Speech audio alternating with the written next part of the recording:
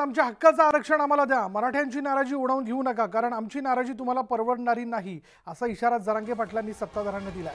हिंगोलीत जरांगे पाटलांच्या उपस्थितीत जनजागृती शांतता रॅली काढण्यात आली।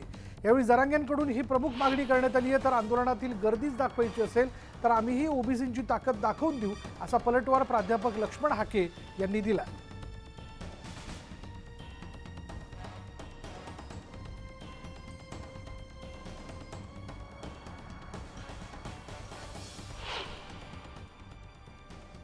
फक्त न्याय हवाय त्यांना, त्यांच्या लेकराचं भविष्य त्यांना घडवायचं, त्यांना फक्त आरक्षण पाहिजे। ही आक्रोश सरकारला दिसलं म्हणजे बरं होईल, नाही दिसला तर मराठ्यांचा संयम सुटू देऊ नका, मराठ्यांना कमजोर समजू नका। मराठ्यांचं बळ कुठेही कमी झालेलं नाही, आमच्या नादाला खरंच लागू नका। हे हात जोडून विनंती, आमचं आरक्षण आम्हाला द्या।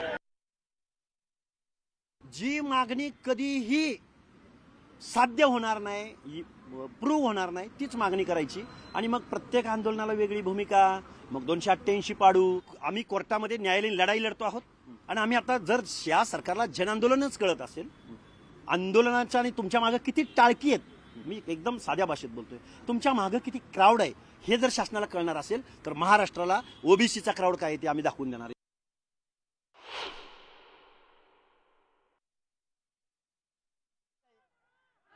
सगळे गोळा कर, पाळलेले पडेल फिडेल सगळे आणि मराठ्यांच्या विरोधात उतरव, त्याला कामच आहे। वाटून दिलंय त्यांनी, कोणी काय भाषण करायचं काय करायचं, त्यांना परवडणारं, सरकारला आमचा नाराजीचा रोष परवडणारा नाही।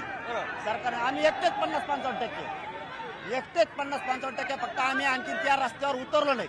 आम्हाला कळतंय तुम्ही सगळे नेते ओबीसीचे एक झालात, बीडच्या मराठ्यांना त्रास देताय, नगरच्या देताय, तुम्ही लातूरच्या देताय, आम्हाला कळतंय तुम्ही हिंगोलीचा त्रास देताय, आम्ही बघतोय, तुम्हाला माहित नाही आम्ही सुद्धा खूप ताकदीने, फक्त आम्हाला कायदा सुव्यवस्था बिघडू द्यायची नाही।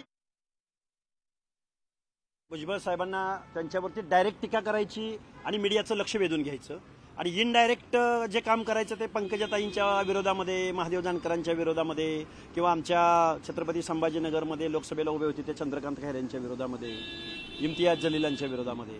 त्यामुळे फक्त भुजबळ साहेबांवरती टीका करत नाहीयेत, तर ते तमाम ओबीसी मधल्या लोकांच्या, त्यांचं एक जाहीर स्टेटमेंट होतं लोकसभेच्या वेळी की यांची उमेदवार असे पाडा की पुढच्या 5 पिढ्या राजकारणात आल्या नाही पाहिजे। हे काय, ही लोकशाहीला अपेक्षित आहे।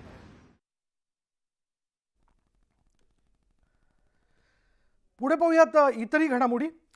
मुंबईतल्या केएम रुग्णालयातील रुग्णांचे रिपोर्ट रद्दीत विकण्यात आल्याचा धक्कादायक प्रकार समोर आला। यानंतर ठाकरे गटाच्या उपनेत्या